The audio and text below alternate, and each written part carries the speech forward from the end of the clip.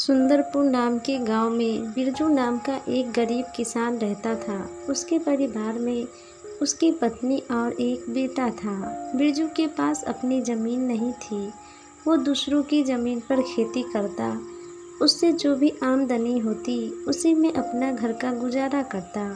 खेती का काम हो चुका था। अब बिरजू के पास कोई काम नहीं था, जिससे वो परेशान था, क्योंकि घर के राशन ख़त्म होने वाले थे। जब बिरजू घर पर आया तो उसकी पत्नी ने बताया कि घर की राशन ख़त्म हो गए। थोड़ी चावल दाल बची थी, जिससे आज का खाना बना लिया। ये सुनकर बिरजू बोला, पिछले कुछ दिनों से गांव में कोई काम नहीं मिल रहा। जहाँ भी जाता हूँ लोग कहते हैं कि उसके पास कोई काम नहीं है और फसल काटने में भी बहुत समय है।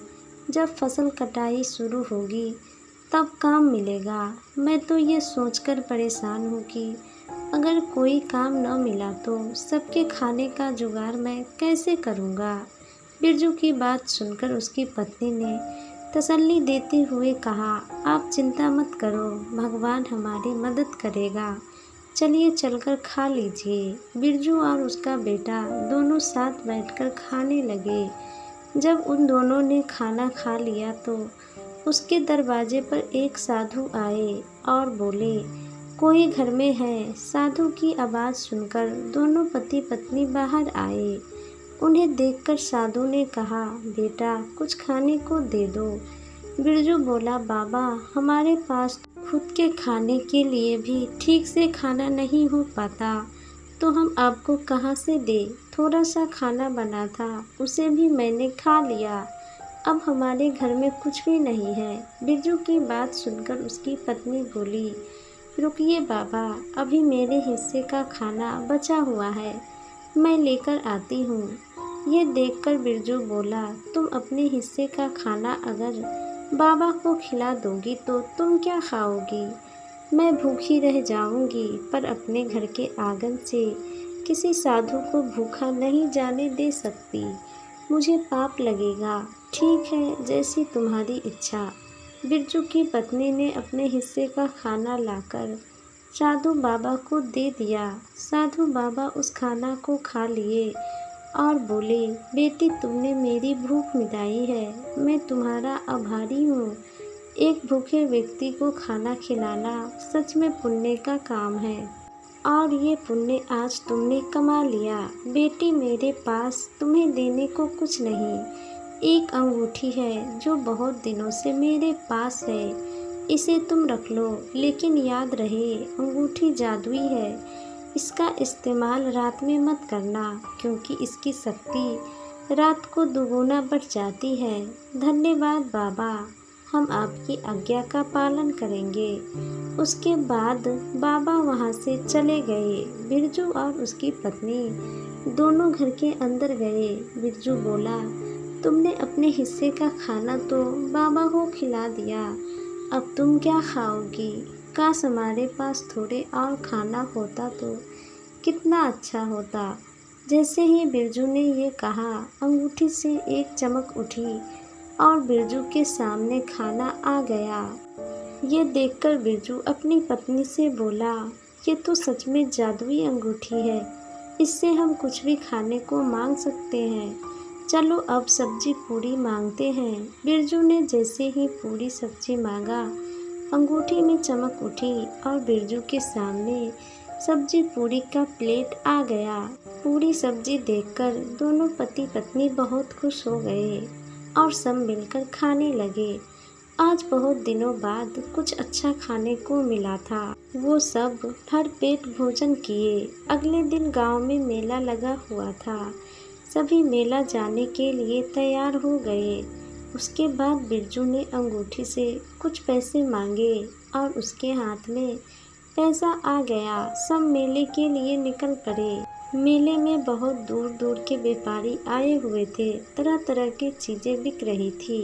बिरजू के बेटे ने खिलौने खरीदने की जिद की तो उसे बिरजू ने एक खिलौना दिला दिया और अपनी पत्नी के लिए एक सुंदर सी साड़ी और भी बहुत चीज़ें बिरजू ने इस मेले से खरीदा।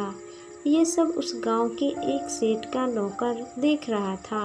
बिरजू को इतना सामान लेते देख वो आश्चर्यचकित हो गया और सोचने लगा, ये तो वही बिरजू है जो अक्सर अपनी गरीबी पर रोता रहता है और आज इतना सामान खरीद रहा है। इसके पास इतना पैसे कहाँ से आया?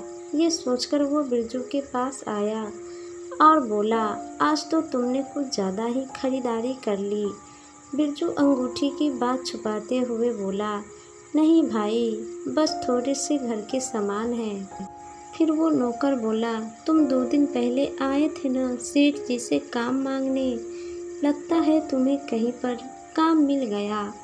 हाँ भाई, दूसरे जगह पर काम मिल गया, उसी से बच्चे को मेला घुमाने लाया हूँ। बिरजू की बात सुनकर वो नौकर वहाँ से चला गया और बिरजू भी अपने परिवार के साथ मेला घूमकर घर लौट आया। बिरजू का बेटा बहुत खुश था। आज पहली बार उसे उसके पसंद के सभी खिलौने मिले थे। इस तरह बिरजू के दिन खुशी खुशी गुजरने लगे। बिरजू ने अंगूठी से कुछ पैसे मांगकर गांव में एक कपड़े की दुकान खोली। दुकान खोलते ही बिरजू की दुकान चल पड़ी। उसने अपने दुकान में तरह तरह के कपड़े रखे थे। एक से बढ़कर एक नए नए डिजाइन के कपड़े होने के कारण बिरजू की दुकान पर हमेशा लोगों की भीड़ रहा करती। ये बात धीरे धीरे पूरे गांव में फैल गई कि बिरजू कल तक जो बहुत गरीब था, आज वो इतने बड़े कपड़े की दुकान का मालिक बन गया। गांव के लोग तरह तरह की बात बनाने लगे कि आखिर बिरजू के पास इतना पैसा आया कहाँ से। कोई कहता, मेरे पास भी इतना पैसा होता तो मैं भी एक दुकान खोल लेता। तो एक ने कहा, तुम बिरजू से उधार मांग लो, वो दिल का बहुत अच्छा है, तुम मांगोगे तो मना नहीं करेगा। ठीक है भाई, मैं बिरजू से मिलकर देखता हूँ, शायद वो हमारी मदद कर दे। वो सब ये बात कर ही रहे थे कि बिरजू वहीं से गुजर रहा था। तभी एक ने आवाज़ लगाई, अरे बिरजू भाई, कहाँ जा रहे हो? उस व्यक्ति की आवाज़ सुनकर बिरजू उसके पास आया और बोला, कैसे हो भाई? हम सब ठीक है भाई। मैंने सुना है तुमने कपड़े की दुकान खोली है। हाँ, मैं तुम लोगों को यही बताने आ रहा था कि मैंने एक कपड़े की दुकान खोली है और अब उस दुकान से मेरी अच्छी कमाई हो रही है। ये बात मैं तुम लोगों को इसलिए बता रहा हूँ क्योंकि तुम मेरे दोस्त हो और मुझे तुम पर विश्वास है। कुछ दिन पहले मेरे घर पर एक साधु आए थे और उन्होंने एक अंगूठी दी थी। वो अंगूठी जादुई थी। इस तरह बिरजू ने सारी बात दोस्तों को बता दिया और बोला, अगर तुम लोग अपना कोई कारोबार करना चाहते हो तो बेझिझक मुझसे पैसे ले सकते हो। मैं तुम्हें कारोबार करने के लिए पैसे दूंगा। बिरजू की बात सुनकर सभी दोस्त बहुत खुश हुए और बोले, भाई तुमने तो हमारा दिल ही जीत लिया। हम सब ये बात किसी को नहीं बताएंगे।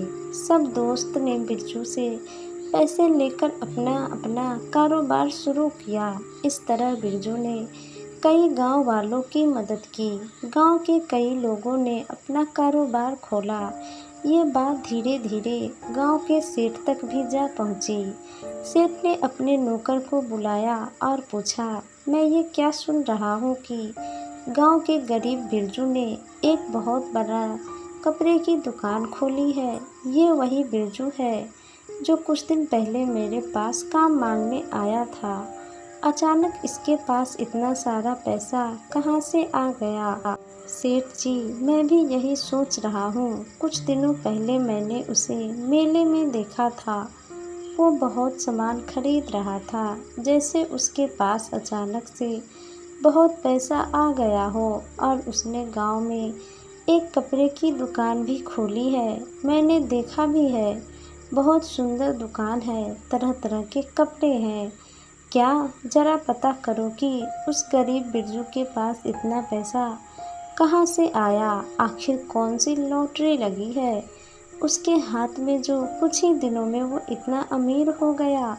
सेठ के नौकर बिरजू पर नज़र रखने लगा। बिरजू कब जाता है और कब घर आता है, बिरजू की हर हरकत पर उस नौकर की नज़र थी। एक दिन जब बिरजू रात के समय घर आया तब वो नौकर चुपके से उसके घर के पास खड़ा हो गया। तब उसने देखा कि बिरजू अपने हाथ से अंगूठी निकालकर अपनी पत्नी को देता है और कहता है, सुनो, इस अंगूठी को टेबल पे रख दो, कल सुबह पहन लूँगा। वैसे भी इस अंगूठी से हमें जो कुछ भी मिला है वो बहुत है। अब हमें इस अंगूठी से और कुछ नहीं चाहिए। मैं इस अंगूठी को किसी ज़रूरतमंद व्यक्ति को देना चाहता हूँ जिसे इसकी ज़रूरत हो और वो नेक और ईमानदार हो और इस अंगूठी का सही इस्तेमाल करे। हाँ जी, आप सही कह रहे हैं, ये अंगूठी हमें किसी ऐसे ही इंसान को देना चाहिए।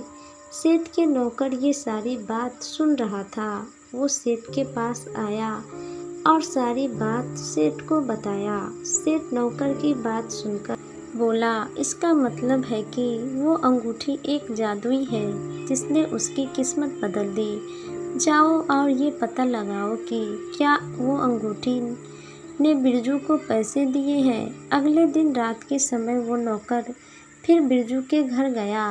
बिरजू और उसकी पत्नी की बातचीत सुनने लगा। बिरजू की पत्नी बोली, सुनिए जी, मुझे एक सोने की कंगन चाहिए, आप इस अंगूठी से मांग लीजिए ना।